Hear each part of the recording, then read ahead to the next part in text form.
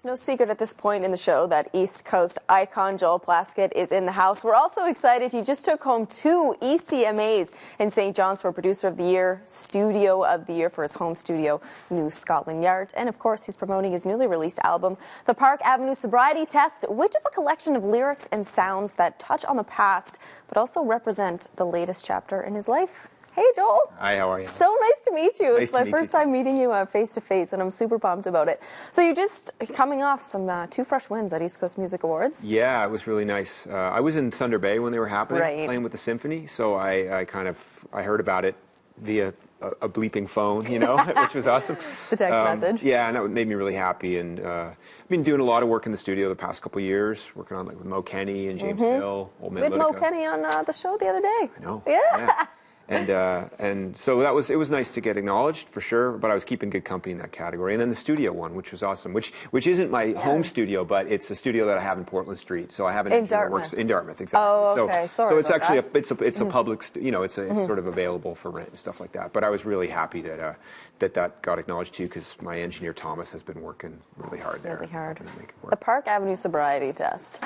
There has got to be some sort of a story I can imagine behind the name of this album. Yeah, it was a friend in the neighborhood, a guy named Roy, who it was a quip of his. I was walking my son to daycare a few years ago in my neighborhood in Dartmouth, and there was a smashed up guardrail, and where they were taking away, the city workers were taking away the guardrail.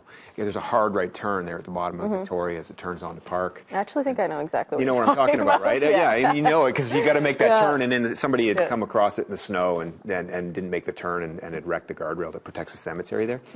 So I saw Roy later, and I said, "Hey, did you see on Park Avenue the guardrail was all smashed up?" And he said, "Yeah, that's the Park Avenue Sobriety Test. That and the other turn onto King." And I was like, "Oh man, cool. what a great phrase!" It reminded me of this Kinks record that I love called the Village Green Preservation Society. So I thought it sounds like a song title, and then it turned into the album title. So yeah, you wrote a song around that. I did write a song. That's pretty cool. I hope that I touched on my intro there, what this album means to you, the past, a little bit combined with a new chapter in life. I know you just hit a milestone, your 40th birthday. I turned 40, yes, last week. That's awesome. Yeah. Good stuff. So did I get that right? Is that really what this album is about for you? No, it's not about turning 40. That wasn't on my mind at all when I was making the record. But I mean, I think it's about when you're trying to deal with your life and the modern world and you know, the challenges of just sort of getting older.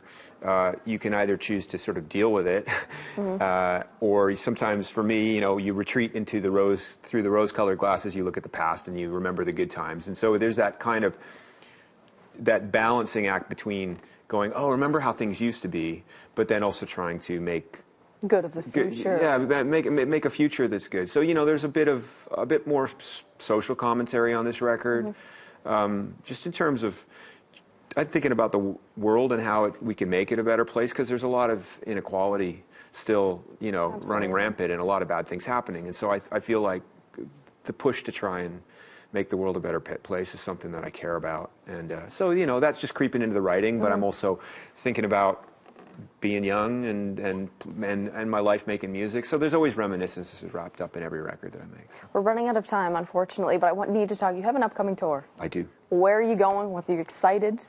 I'm really excited. We're doing it's a pretty extensive national tour from doing a few Maritimes dates, starting in Miramichi. April 28th, I believe? Yeah, 27 or 8, I think, next Tuesday. Yeah. And then, so Miramichi, St. John, Charlottetown, and then the van heads out west. We fly out to Victoria, and we start coming from west to east, ending in Halifax and Pictou and Bridgewater and stuff. That's awesome. So what are you going to play for us today?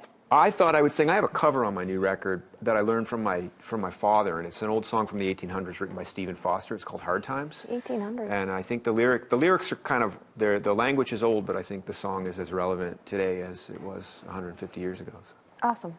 Let's take it away. All right. If you need more information, you want to find out more tour dates for Joel as well, if you want to connect with him, you can do so here.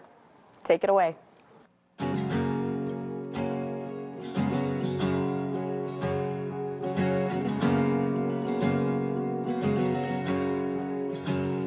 Let us pause in life's pleasures and count its many tears, while we all share the sorrow with the poor.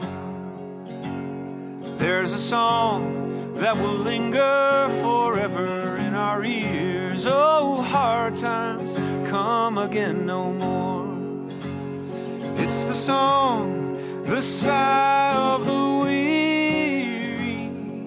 Hard times come again no more. Many days you've lingered around my cabin door. Oh, hard times come again no more. While we seek mirth and beauty and music light and gay, there are frail forms fainting at the door. Though their voices are silent, their pleading looks will say, oh, hard times come again no more. It's the song, the sigh of the weary. Hard times come again no more. Many days you have lingered around my cabin door. Oh, hard times come again no more.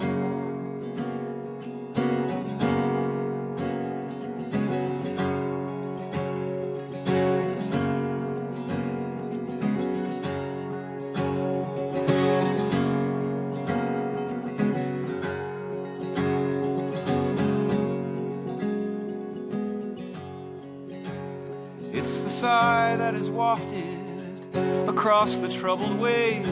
It's the wail that is heard upon the shore.